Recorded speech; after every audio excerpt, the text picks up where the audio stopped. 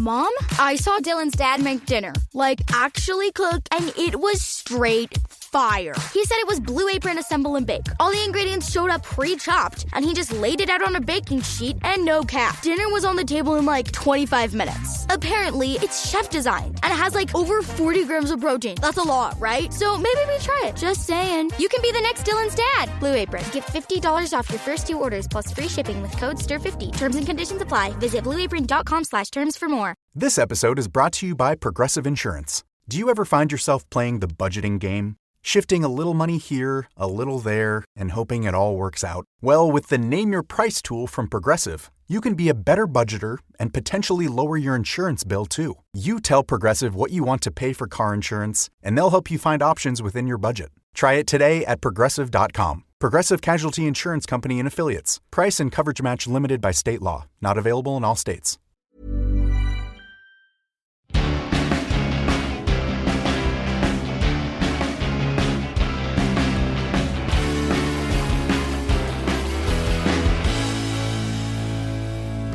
Welcome to Shooby Dooby Doo-Wop, a podcast where we talk about pop music. We'll deep dive a randomly chosen UK top 10 singles chart from the past. I'm James Cook. I'm Andy Robinson, and the top 10 randomly selected singles chart from the past that we're doing this week, James, is the 21st of October 2012. Listen to part 1, which we popped out only a few days ago. Here's a recap of numbers 10 through 6. Down 1 to number 10, it's I Cry by Flo Rida. A song of empathy with a messianic subtext. Down 1 to 9, it's Turn Around by Conor Maynard featuring Neo. A perfectly serviceable pop song with Neville Southall, the ex-goalkeeper, turning up twice for some reason. Up 10 places to number 8, it's One More Night by Maroon 5. Sounds a little AI, but it's catchy. Up 5 to 7, We Are Never Ever Getting Back Together by Taylor Swift. I mean, this is exhausting. Partially because it's so great. And a new entry at number 6, it's Standing in the Dark by Lawson.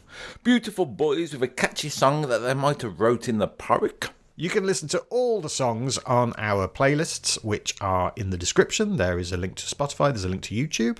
Also, on that playlist, we always like to give you a little nudge towards it, partially because it makes this podcast more, well, it's the music we're talking about, but also there's another half a dozen songs on that playlist, which me and James talk about in our bonus tracks content with half a dozen songs that never, ever, ever made the top 10. Wonder what that sounds like. Like Salome, it's got a biblical edge, hasn't it? The dance of seduction, Nicki Minaj very much digging into the Bible. The girlfriend was Kate Hudson, the mom was Goldie Hawn, which adds a little bit of glamour to the situation. I've got to go to Goldie Hawn's house and apologise. We've all been there, right, guys? James, I love this. I would like to thank you for choosing this record this Great, week. isn't it? Yeah, oh my God, what a noise. What a beautiful racket. Join our community now at patreon.com/ShoobyPodcast. Number 5. Down 3 to number 5 this week of the 21st of October 2012. It's Adele with Skyfall. I cried. From the opening bars, I knew immediately. Then the voice kicked in, and it was exactly what I'd wanted from the beginning. It just got better and better because it fitted the movie. They sound very much like your words. No, they're not my words. What? Those are the words of Daniel Craig, Okay. the star of the movie Skyfall, from which this song comes. We should mention that, of course, we've done them in the past, haven't we? We did Sheena Easton with For Your Eyes Only. Is that the only Bond theme we've done? Yep. I think so. This is our second Bond theme. And I've loved this week, James. Listening to this over and over. I think it is the best Bond film and possibly the best Bond theme. Well, what a bar we're setting for this analysis. Apparently, I learned this off Dharma1515 on YouTube.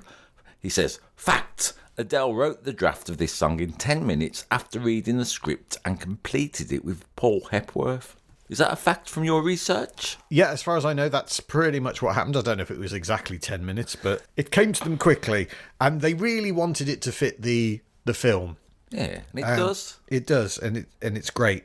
Paul Epworth, he mentions there, writing with Adele, of course, worked on Rolling in the Deep. Okay. And as well as Foundations. Kate Nash. Rabbit Heart. Florence and the Machine. Stay Too Long. Who sang that? Plan B. Oh, okay. Queenie Eye. Paul McCartney? Hey, First mention of Paul McCartney, James, which I always like to put in. Now, in our break, you mentioned that you squeezed a Muppets reference into part 1. What was it? I'm not telling you. Go back and listen to part 1, see if you can spot the Muppets reference that I snuck in. You absolute arsehole. Also, A Sky Full of Stars. Coldplay? Yeah, it's pretty good CV there for Paul Epworth. Adele said, when we recorded The Strings, it was one of the proudest moments of my life. I'll be back combing my hair when I'm 60, telling people I was a Bond girl back in the day. Yeah, fair. I mean, let's do it a little bit, James. Let me get my guitar. Unlike the ones by Sam Smith, Billie Eilish, the new era Bond themes, this leans into the Flemingness of the situation a little bit, doesn't it? It's got that kind of it's got that riff throughout it. I believe it's in C minor, but it's got that in it, hasn't it? Very Bondy. Also, it's such a mood, isn't it? It's when the song, oh, let me humble. Unlike Adele and Bruce Hornsby, I haven't got the range to sing this, but yeah, I'm going to also say there's a little bit at the end. She puts in some nice chords. Listen to part 1 for my theory on this, but it's another song that goes a little bit ooh, ooh, ooh at the end, but I'm not counting it in, let's call it, because she sings it so beautifully. And also, I think it's got something like the James Bond chord at the end of in the dying embers. These are all the hallmarks, aren't they? When the sky falls, something crumble. Thing is, if I was going to put a pudding in to rhyme with Skyfall, I would have gone with trifle. Okay, it's a better rhyme. I like it when otherwise can't floor it, really. I like Uriel Hernandez 24319 on YouTube says, I saw a fucking pigeon randomly fall out the sky and get up and fly again, so I just had to listen to this. So I like it when a pop song re-emerges, James, in day-to-day lifestyle. She saw a pigeon land, is what happened there. A fucking pigeon randomly fall out the sky. Yeah, but then fly off again. It landed and then it took off. I mean, fine. Whatever you need to listen to this song, it's up to you. Anna1U338 says, every time I hear this song, I imagine myself walking through burning flames looking all badass. Yes, it has got that, hasn't it? It's so dramatic. Yeah. And it's got all those lovely bits from the John Barry Bond theme. You've seen Skyfall, right? The movie? Right? I haven't, actually. You haven't? No, I was going to watch it this week as research. You should. In my opinion, it is the best Bond movie. Because? The antagonist... James Bond? No, he's the protagonist. Okay. The antagonist, the baddie, the Bond villain. I get you. Right. One of the problems I have with Bond films, brackets general, is that the Bond villain will be like, and then I will take over the world. And you go, what does that mean, though? What do you mean? What, you're going to do all the admin for the world? What? It's all vague and... What? They just want to do what? I don't know. Who are these henchmen? Basically, all the things that Austin Powers take the piss out of. Yeah. None of that in Skyfall. Skyfall has a villain who has a thing they want to do. You know why they want to do it. You know what they want to do. So it makes sense. All right. Someone, I think... I don't want to give it away. I haven't read it. I'm going to give it away a bit. I think I read this on a YouTube comment, which I didn't bother writing down. But someone says the villain in this one, it's a personal grudge, isn't it? I just want to get Emma or something. I've got some... Was that it? They've just got some... They wanted revenge on M, Judi Dench's M. And that's why they're doing what they're doing. So it's personal and petty rather than the quest for world domination. Yeah, it's not vague and amorphous like it usually is. Okay. And consequently, it's got more of a drive to it, and it feels more like a real film. I'm going to watch it. Sean Ruiz, 7096. He had a little thought experiment, I'm going to say, James, which is very rare in the world of YouTube comments. But he says, imagine being a villain and this song being played while you walk away from the place where you became a villain. The villain's origin stories, if you like. That's what Sean Ruiz related it to. There's a lot of imagine this song as you walk away from such and such, isn't there? Imagine listening to this song as you walked away from Greg's. It's better than what I've been wading through this week, which is loads of early 20-year-olds going, oh, this is nostalgia. So I was delighted with that thing. Which is ironic, because this is probably the most nostalgic song of all, because it has so much throwbacks to Bond themes of yore. Glenn Wallace, 742, says the microphone had goosebumps when she recorded this, so he's giving the microphone a personality. Let's be obvious. Adele, what a voice, eh? She elevates her song anyway, even if I don't like the song. I think, well, it's Adele singing it, so that's good. Her 5th of 11 UK top 10 hits. What was this the first Bond theme to do? that no other Bond theme had done before. I have no idea. There's actually two things. It's in terms of something that it achieved. Did it win an Oscar? It did. It won the Oscar for Best Original Song. Okay. It's the first Bond theme to do that. And the second thing it did. No, go on. I have no clue. Won Best British Single at the Brits as well. Adele's first live performance of this song was at the Oscars ceremony. First time she'd ever sung it in front of people. That sounds like Adele. Because she just had a kid. So she had like a 6-month-old at that time. There have been 2.5 other Bond themes that have been nominated for Best Song before this. The two since have both won it. At the Oscars or just generally? So pre-Spyfall, which Bond themes do you think were nominated for Oscars? Surely Paul McCartney with Live and Let Die. That's one of them. The other one, I mean, it could be any of them, really. Do you want me to give you a Except clue? maybe the Aha one. Go on, go on. Glang. Glang-a-lang-a-lang-a-lang-a-lang-a-lang. Nobody does it better. Great facsimile, James, that introduction. Yeah, that's how Alan Partridge sings it. Alan Partridge. The other one, I say 2.5 because the other one is sort of a Bond theme, but not really. I'll give you a clue. It's by Burt Bacharach, written by Burt Bacharach. No, go on. The Look of Love.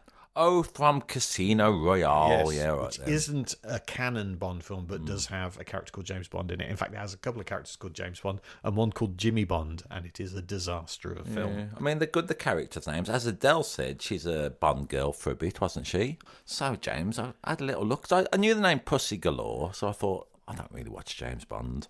I thought, I wonder what the other names are, yeah? You've got to tell me whether these names are true or false, yeah? Okay. Kissy Suzuki. True. Honey Rider. True. Brenda Goodship. I think true. No, that's one of my mum's friends. Oh, okay. Mademoiselle Laporte. True. Lana Brope. False. Yeah, that's an anagram of anal probe for some reason. Plenty O'Toole. True. Mary Goodnight.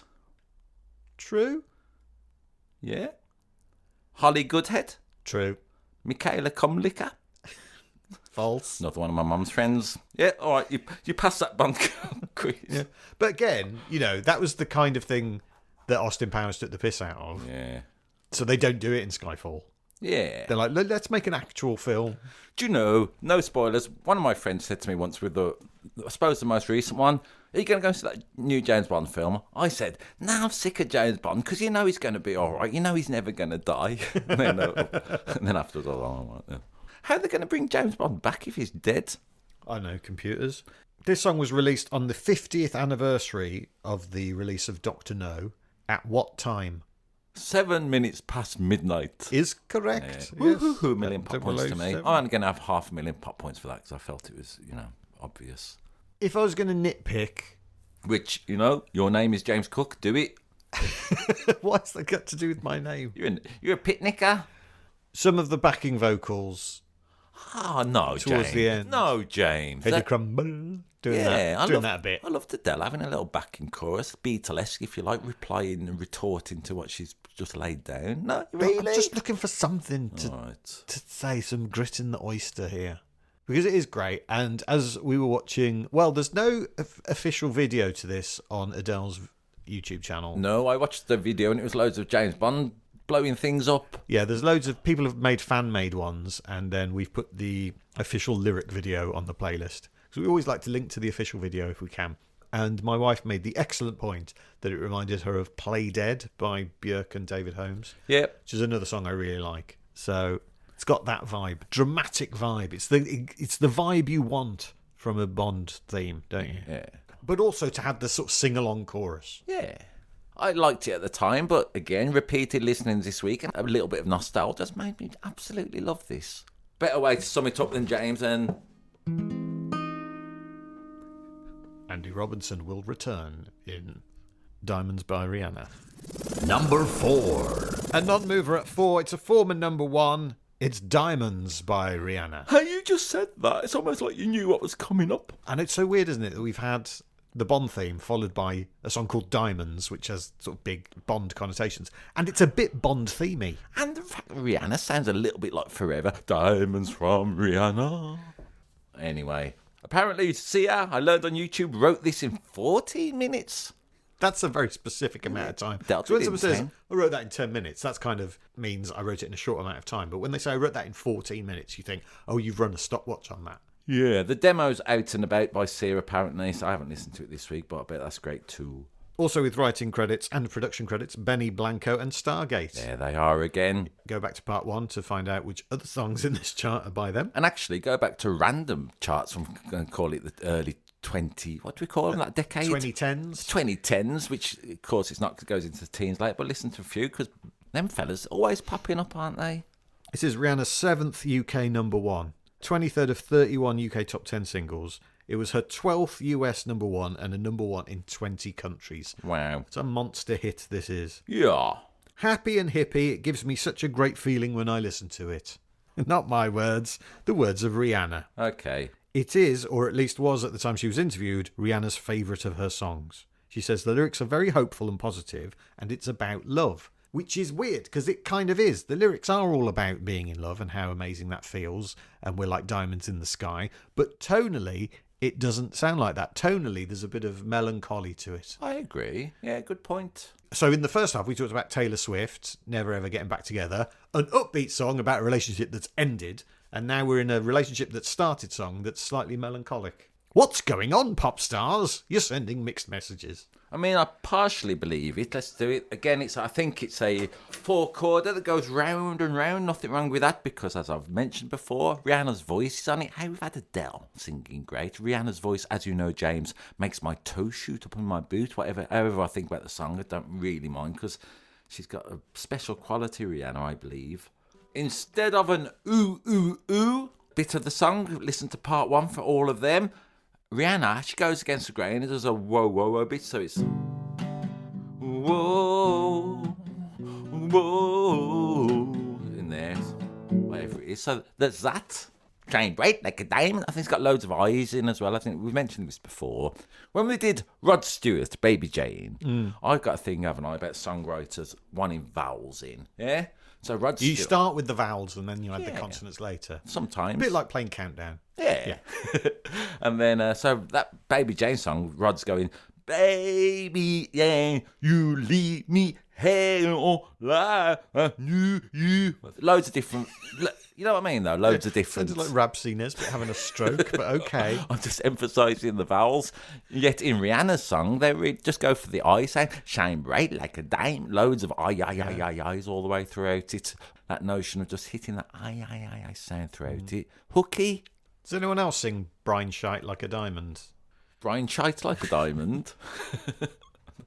That's what I've been singing all week. Brine Shite like a diamond. Can't help it. You're a hater. I'm not a hater at all. I just... something wrong with me. User DJ, right? He talks about your hating aspect. I don't hate it. You're a hater. And he says hater stands for having anger towards everyone reaching success. Yeah? So that's good. No, I just like mucking around with words. That's all that is. I'm a lover, which I've made up my own acronym for, which is let's overlook vagina entry. Really sexy. I posted that. No likes so far. Can you think of other top 40 hits that have the word diamonds in the title? Did Diamonds on the Soles of His Shoes by Paul Simon get in the top 40? No. I don't know. Go on. Give me a clue. Picture yourself. Who are the Beatles? I'm really annoyed with myself. No, it's not the Beatles. Oh, course. Oh, that makes me feel better. Picture yourself on a boat. Lucy in the Sky. Elton John. Elton John right. Got to number 10 in 1974. Go on. David Bowie with Diamond in the title.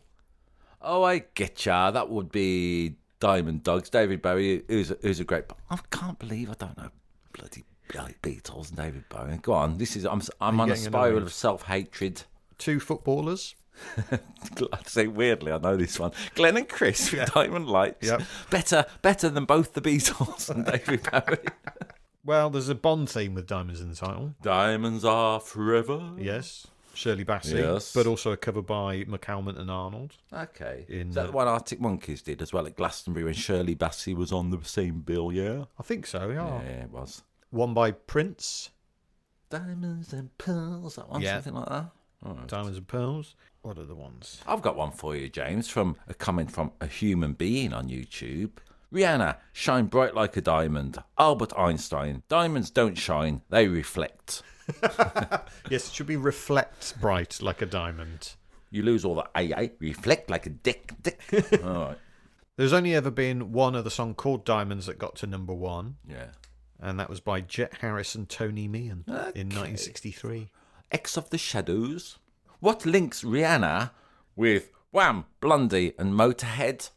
Okay, is this a playing card thing? Oh, for fuck's sake, you got way too quick. Motorhead was the way in. Ace of Spades. Yeah. Well, Hearts is going to be in loads. Club. Blondie, Club, I meant... Heart of Glass. Yeah. Club Tropicana. Okay, what about Steve Miller Band? The Jokers, yeah. Is there one called Rules of Bridge?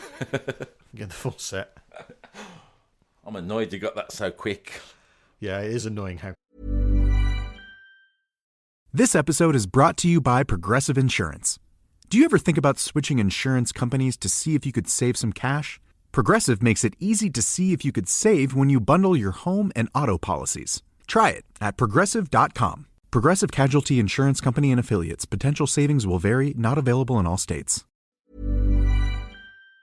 Clever I am, isn't it? Number 3. It's a non-mover at number 3. It's also a former number 1. It's also what they call a world beater. It is Gangnam Style by Psy. Psy, short for Psycho, named in honour of Stuart Pearce. Maybe the first example, James, of the world to K-pop, I'm going to say.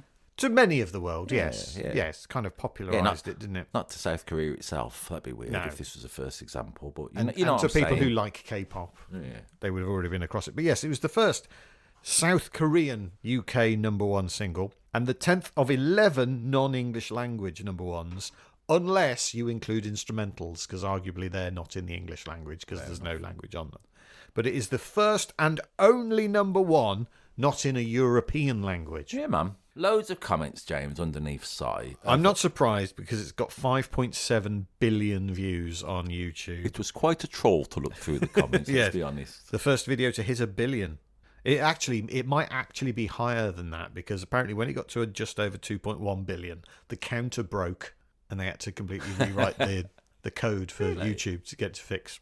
He literally broke the internet. He broke the internet. Yeah, all right then.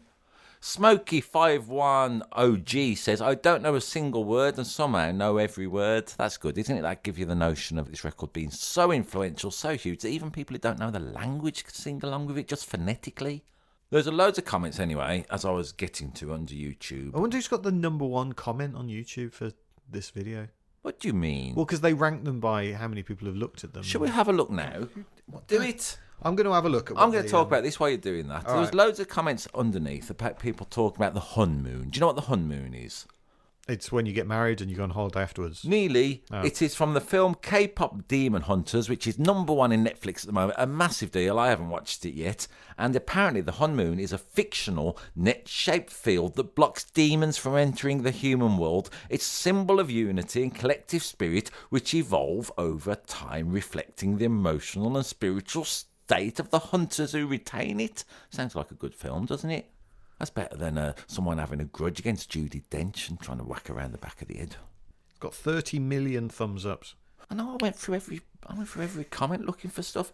Psy, born Park Jae-sang. He's not a one-hit wonder, despite what people might think, because his follow-up single Gentleman got to number 10 in 2013. Do you know he had his appendix out, and so we all became aware of Korea's health service. It was a psyop. Do you know? Oh God, here we go. Do you know he put on a play with ex-middle distance athlete and head of Olympic committee? It was a psycho drama. Yeah, good. Do you know that he poked one of his eyes out and then rode around on a pantomime horse? Cyclops. Well done, nice work. This is fun, isn't it? Joe, he's got a bike, but he holds onto it really tightly. He's cycling. Yeah, clinging onto the... Yeah, all right. Oh, God. You mentioned in the intro to part 1, I think, that Gangnam is a locale in Seoul. I knew this South from Korea. the time with the cultural phenomenon. Yeah, apparently Gangnam is some area, and it's full of, like, let's call it the... What's a good word for it? Nouveau riche. Yeah. Yeah. It's basically made in Chelsea, but in South Korea. So when you watch the video, that makes a lot of sense because it's a lot about the activities that those kind of people do. So all the, the horse riding and the champagne, etc. It's a bright, stupid, colourful video, isn't it? Loads of different locales. It's a lot of fun. There are 2 famous South Korean comedians in it. Oh, really? Yeah, those 2 guys who show up. That's who they are. So if you're South Korean, you'd be like, wait, it's them. But Dancing if you're us, through his legs. we don't know who they are. A bit like when Peter Kay and Matt Lucas turned up with the Proclaimers, as we mentioned in one of our bonus tracks, I think. No, that's a proper top 10, wasn't it? Proper top 10. All right, then. I'm going to gently say, James, I'm glad you brought this up. The video is a lot of fun. Nip over to YouTube, watch it. Nip over to Spotify, turn up loud and do this great dances. But on the video, it's so fastly edited, so many different cuts, you don't actually see the dance in its full form, if you know what I mean. It's always interrupted by a cut. So I watched a couple of live videos, loads of people going absolutely fucking mental to the game. It's so appealing. Saw him do one with Madonna. Madonna was doing a song. She invited Psy to come on. And, they did a dance together, and it pops off, I have to say. Can you do the Gangnam Style dance? No, I was tempted to have a go at some of them. Yeah. You're like riding an invisible horse, aren't you? And swinging a lasso. That's right. Yeah. That weird little step to the side. I mean, it's appealing. And then you put your hands on your hips and you move your legs around. Yeah. I remember at the time, I always like this when a record has enough input to get this. I remember seeing at least 2 different stories about old fellas having heart attacks while having a go at doing the Gangnam Style. It used to be on like the front of the Metro and stuff. I thought that's a good record if it's causing this kind of reportage. That's good that guy died, you thought. I don't know if they died, but you know what I mean. Just the notion of the record being so everyone think, I'm going to go at this. Even silly old dodderers like me and you. I was doing some live DJing at the time. Doing a bit of corporate Christmas party DJing, and this was very requested by a lot of the companies, and on at least more than one occasion, it was the boss of the company got up to do the dance, and all the office employees were like, "Ooh, hooray!" It had that huge appeal, and you go, it's so odd that this one. What is it about this Korean pop song? Quite, yeah. And does it reach a tipping point where after which it just goes, well, it's massive now, it's everywhere. Opened the floodgates, I'm going to say. Also, it's had that impact, didn't it? There was a video I watched as well when I'm clicking around looking at I saw people doing it underwater. I saw people doing it in all sorts of places. There's a bit where Britney Spears is on Ellen and Psy is wheeled out and Britney has to learn the Gangnam Style. I mean, I have to say she looks a little bit frightened when she's doing it. That's possibly because Ellen has threatened her. I mean, I am a man as warm as you during the day, a man who one-shots his coffee before it even cools down, a man whose heart bursts when night comes. Are they your words? Not my words. What? That's apparently an English translation of one of the verses. We should do the translation a little bit, shouldn't we? There's some mad stuff in there. All right. A man who one-shots his coffee before it even cools down, a man whose heart bursts when night comes. Do you know why your heart bursts when night comes? Because you're one-shotting coffee before it cools down. A lady who is warm and human during the day. A classy lady who knows how to enjoy a cup of coffee, again with the coffee. He loves the coffee, Psy. A lady whose heart gets hot when night comes. A lady with that kind of twist. A man, he talks about himself. I'm a man who seems calm but knows how to have fun. A man who goes completely crazy when it's the right time. A man who is more bulging with ideas and muscles. Pretty good. I mean, the bit we remember with our English ears are, oh, sexy lady. It always reminds me of one of the Channel 9 sketches from The Fast Show where Charlie Hickson comes on and is a pop star and the chorus has that kind of thing in it. Yeah. Sexy lady. But yes, he's singing to a sexy lady, but he also sings, a woman who covers herself but is more sexy than a woman who bears it all. Yeah. Keep your clothes on, dear. Bit of mystery. As Jermaine Stewart said, we don't have to take our clothes off. Wampan Gangnam Style. Wampan just means I am. Okay. But, well, actually it means brother is. I don't speak Korean. I've been trying to figure it out. I've seen many quite a lot of a commitment to this podcast, wouldn't it, to try and learn Korean in a week. This brother is I am Gangnam Style, he's kind of saying. Yeah. I liked it. I mean, I didn't like it at the time. I dismissed it. I wasn't particularly engaged with the top 40. It's been a treat to hear this week. It's so big and silly and fun. Man. Hooray. Puts a big smile on your face. James, do you think it would be a good idea? Maybe not the national anthem for Britain. This could be the world's national anthem, couldn't it? Yeah. Do you think? When we compete against other planets. Yeah. Number 2. Down 1 to number 2. It's last week's number 1. It's Don't You Worry, Child by Swedish House Mafia featuring John Martin. Yes, not the John Martin of Solidaire, not that old folk singer, or whatever you want to call him, singer-songwriter. It's another John Martin. A Swedish John Martin, in fact, who co-wrote the lyrics with a guy called Michel Zitron. He said, "We had this discussion about our relationship with our dads. You have to touch the crying nerve in music. When you mix sad melodies with euphoric tracks, there is something that happens that really works." Yes, I always like a song of, let's call it fatherly advice. This is what this is, isn't it? Very much the "Don't You Worry Child" is a Swedish House Mafia and John Martin recounting what the daddy said to him. And, big dance anthem, but with melancholic lyrics and a melancholic air to it. It's got some oohs or woes in it. Whoa, whoa, whoa, whoa. Don't you worry, child.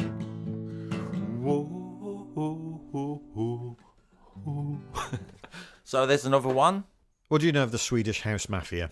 Absolutely nothing. Again, this is my age thing. Avicii, he's associated with them. Yeah, he wasn't in the Swedish House Mafia, but he was a contemporary of theirs. Rest in peace, Avicii, and thank you for your contribution to the panoply of pop. I suppose because of the notion of the song, it's slightly, what's a good word for it? Reflective, yeah? So there's loads of time flies and nostalgia type comments on the YouTube. These are the ones that are getting on my nerves this week, James. I had to wade through loads of these. A moment of silence to the people who can't find this song. That's one of them. YouTube is the closest thing to a time machine we have. That's another one. If you're watching this, you're a legend. Loads of them. That keeps coming up, that one. We didn't realise we were making memories. We were just having fun. Which I think is a quote from Winnie the Pooh, apparently. I read that a while ago. I brought it into this podcast because I thought it was beautiful. As it turns out, it's just what everyone says. It's just My everywhere. apologies. It's just the thing that people say now. So the Salsa says, who else thinks about their lives when listening to music? That's a good question. Oh, it's a bit much, isn't it? We do it loads. Yeah. Swedish House Mafia are Axel Headforce, Steve Angelo, Stephen Fragogiannis, and Sebastian Ingrosso. I'm interested in the use of the word mafia in the title of their band, who are, in a sense, a crime organisation. Yeah. It'd be like calling yourself the Swedish House Al-Qaeda. Yeah. Yeah. But if you are going to wrong a mafia, I think probably the Swedish House Mafia is probably the best one to wrong. Yeah, that's a good point, isn't it? What would they do to you? Keep you dancing all night. Yeah. They all like meatballs, don't they? So they've got that in common. This is interesting, James. Let's describe something. You go nip over to Spotify, YouTube. Video is a massive gig of them doing it. Maybe the last gig. At Milton Keynes. Yeah, is that where it is? Yeah. Okay. Everyone going absolutely crackers to it. I liked it. I think they look really funny on the stage. How do you mean? It's a massive stage. Yeah. They're up quite high, but they're sort of obscured by decks up to about their shoulders. So you just kind of see their three, and they're really close together. Yeah. On the thing, a band on a big stage like that, they spread out a bit because these three guys are DJs. They're like right next to each other, right in the middle. I agree. Really funny. It's a bit of a vibe, isn't it, when you watch DJs at a big festival or something? It's not the most visual. I mean, I think if you're going to be almost, up to your head and desk, just get a little Punch Judy puppet, do a little bit of a show in between. Or get a big funny helmet like Daft Punk. This made me think about the 2012 generation on YouTube, James. Isaac Marlon Pexter Lopez says, this song makes me want to travel the world only with maps and without technology. I would say, James, my phone wasn't working this week, yeah? Whilst I was getting it changed over, I went into Pizza Hut thinking I'll just have some to eat in this hour. And then they said, you have to use the app to order a meal. I said, I haven't got a phone at the moment. The woman looked at me confused. I was saying to her, surely there must be a way around this. So in the shop? Yeah. You went actually into the pizza place? Yeah, I just fancied loads of salad while I was waiting an hour. They wouldn't let me order anything. Even though I was speaking to a woman live, saying I haven't got a phone, I couldn't get any dinner. So good luck, Isaac Marlon, Pexter Lopez with that. Yeah, avoid pizza. It's a Dead Dad song. With my proclivities, James, I'm always open to a song of fatherly advice. Can you think of any? Living Years. That's right. Good one. Mike and the Mechanics. Father and Son. Who's that by? Cat Stevens. That's right. And then did Ronan do a version of it? Yeah, Westlife Boyzone, one of them. JCB sung by Niz Loppy, I suppose. Oh, yeah, I met them. Oh, yeah. Did you? Yeah. How? On your radio days? Yeah, I was when I was on the radio. Were they nice fellas? Did they turn up in a big articulated truck? No, they didn't. They were lovely. Because they were from Leamington Spa, and I was on the radio in Warwickshire, so Okay. they were local boys. Never Went to Church by the Streets. Loads of songs about dead dads, isn't there? I find it appealing. Thanks, Swedish House Mafia. My Old Man's a Dustman. A father might tell a child not to worry, James. So let's dig into the notion of what worry is. Which pop star said this? There's 1 million pop points resting on this, James, so get your head round it. Okay. Which pop star says, I worry so much, like, damn, how can I be excellent? But it's a journey. Tricky one. The bloke from Journey. That would be SZA, but a great guess. Which pop star said, I used to worry about being cool. Now I realise that I genuinely don't care. I mean, that's true of a lot of pop stars, isn't it? They get to a certain point where it doesn't matter. Especially when you're being incredibly bratty. Oh, Charlie XCX. Woo-hoo-hoo. I'm only going to give you 250,000 pop points for that. It was a big clue. Might as well not have bothered. I'm going to throw these at you thick and fast. Most things I worry about never happen anyway. He did a dreadful duet with Stevie Nicks. Tom Petty. Listen to that old one. It's not dreadful. How we only bring our unasked for opinions into it now and again. Which pop star said, don't worry about being a star, worry about doing good work and all that will come to you. Rapper, like to put him in my freezer every now and again. Or some frozen water in my freezer, I hope. Ice-T. Ice Cube. Ice Cube. And let's go for one more and get out of Dodge. What do you think of that quote? Do the best work you can. Don't worry about being a star. We do that. We toiling away doing a podcast, not particularly worried whether we're going to become stars, I'm going to say, James. It's exactly the kind of thing someone who's already a star says. It is true, isn't it? Yep. Yeah, all right then. Which pop star says, sometimes I wish I could drive a car, but I'm going to drive a car one day, so I don't worry about that. Madness. No, it's a good one. The Beatles. What would stop you from driving a car? A brick wall being in front of me. Why would you have possibly drove into that brick wall? Because I was drunk. Or? Blind. Yeah! Is it Stevie Wonder? Well done, James. We got there in the end. This was their 5th and final UK top 10 hit and only number 1. It sold 5.5 million copies worldwide. Wow. It's another monster smash. And I do vaguely remember it from the time. I mean, this is a time of download as well, isn't it? 2012. So I suppose some of those sales could be the 79 pence Apple click. Did you see it featured in Emmerdale? No, please tell me all about this. What? It was sung by a children's choir at the funeral of the character Gemma Andrews in Emmerdale, who is a young person, a character, and she dies, and then they have the funeral, and then a children's choir sing this. Singing Don't You Worry Child? Yeah, it's a bit weird. Yeah, it's weird. The UK's number 1. It's a new entry. It's straight in at number 1. It is Sweet Nothing by Calvin Harris featuring Florence Welch. Of And the Machine fame. That's right. Calvin Harris had 4 number 2s in a row before this became his 4th of 11 UK number 1s. I was congratulating myself for saying it must be on some weird diet for not saying that. Now I've just done it. Oh, God, I hate myself so much. It's Florence Welch's 2nd number 1 and 4th and final top 10 hit. It is another torrid breakup song in this week's top 10, isn't it? And it's another banging dance tune. Yeah. Do you watch the video? Did you? Yes. Yeah, it's good, isn't it? I've never been to a gentleman's club. Is that what they're like? No. Because it looked as depressing as fuck. Well, it is depressing, isn't it? I don't know. I've never been to a gentleman's club myself, really. I just thought I'd do that for status. Have you though? No.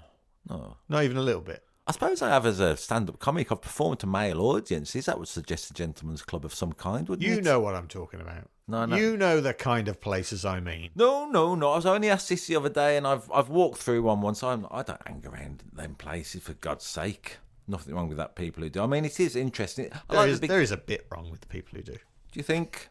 Well, I don't know.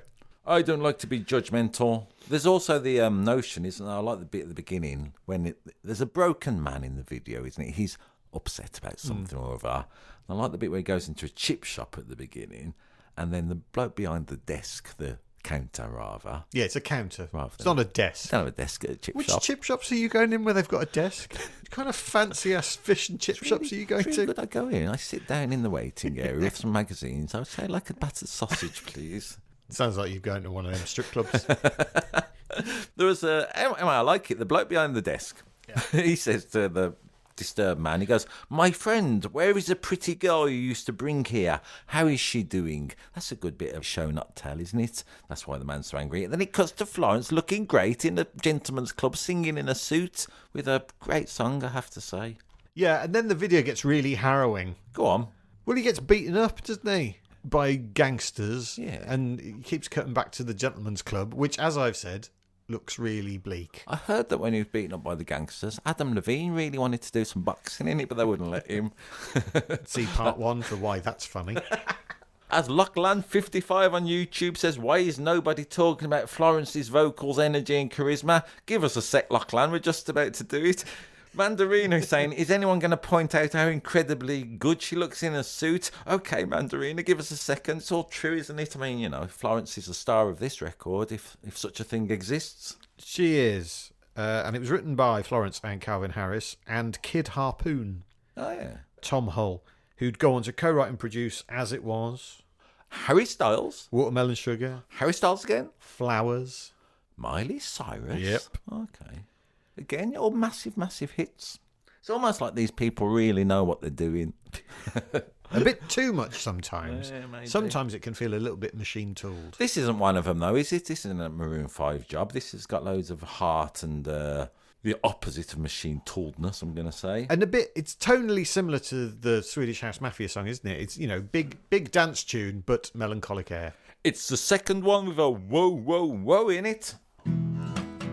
Whoa, whoa, yeah? Another whoa, whoa, or ooh, possibly. Do you think that's a whoa, or do you think it's a ooh? Some sweet north. So again, this whole top 10 has lots of moments for everyone to throw their hands in their air and sing alonger. Florence Welch, her grandfather, Colin Welch, was the deputy editor of the Daily Telegraph. Two of her uncles, one of her uncles is Craig Brown, the satirist who writes for Private Eye, and another one of her uncles is Cougar from Top Gun. Oh, really? Yeah, Nepo baby. She never would have got to where she was in a machine if it wasn't for that.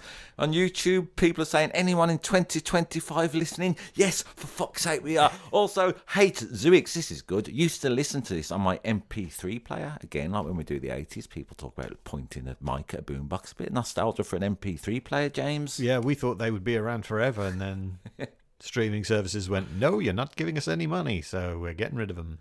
It's a bleak song, isn't it? Sweet Nothings, Brenda Lee sang about that back in the 50s, but she was on about her baby whispering Sweet Nothings. This is a very different kind of nothing that's sweet.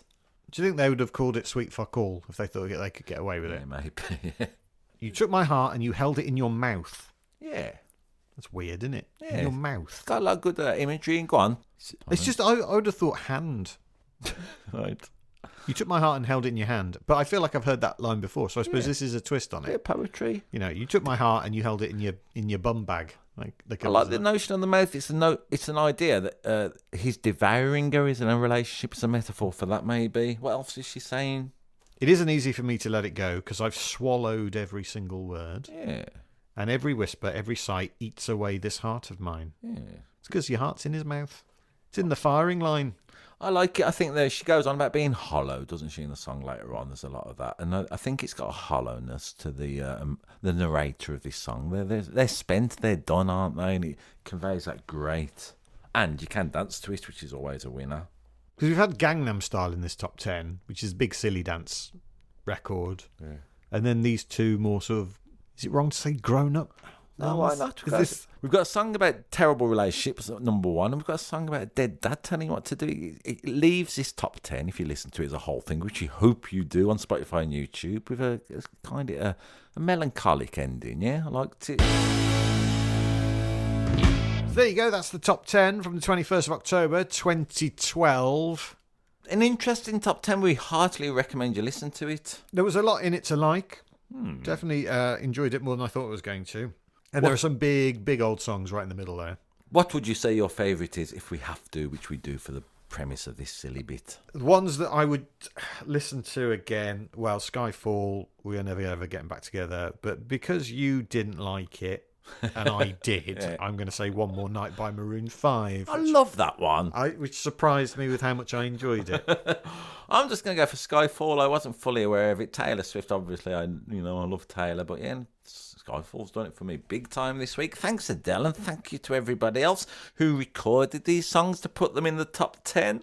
Remember, we've got a bonus tracks podcast available for our Patreon backers. You can join our Patreon by going to patreon.com/ShoobyPodcast. In this week's episode, we're going to be talking about songs that were knocking around the rest of the top 100, including Muse, Rolling Stones, Nicki Minaj, and many others. Well worth having a go because that's where we get really stupid. Yeah, I mean, I don't want to dismiss it. Often the bonus tracks they're a different type of podcast, aren't they, James? Yeah. Not as well prepared. But bit looser. As loose as this has been. Imagine this, but looser. And we reveal the secret to life every week on it. Thank you to the artist who recorded this song that I mentioned. Thank you to the record buying public. Well, thank you most of all for listening to this. Until next time, Shooby Dooby Doo. And Bop Bop Shoo.